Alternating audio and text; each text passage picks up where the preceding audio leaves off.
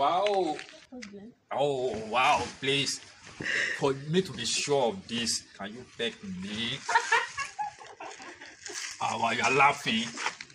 Oh!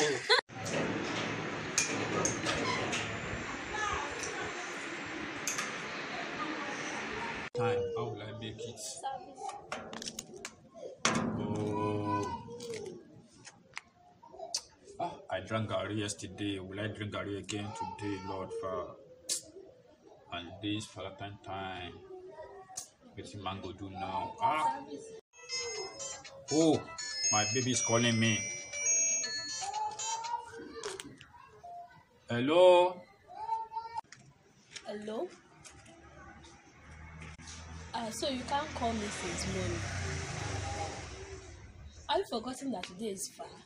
Oh, my baby, my sweetie. Honestly to tell you, I have forgotten. Forgive me, baby, forgive me.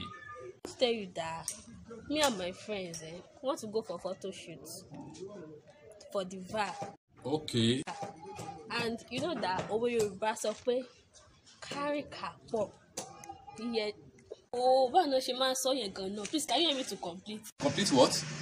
Kò ní dá fún yín, kò ní jẹ gbogbo yín. Even your friends, call your friend, join them. Don't call my phone again. Kò ní jẹ yín. Am I a Yahoo boy? Me that I drank God. You better don't spoil. Me that I drank God yesterday. I'm planning to that one today.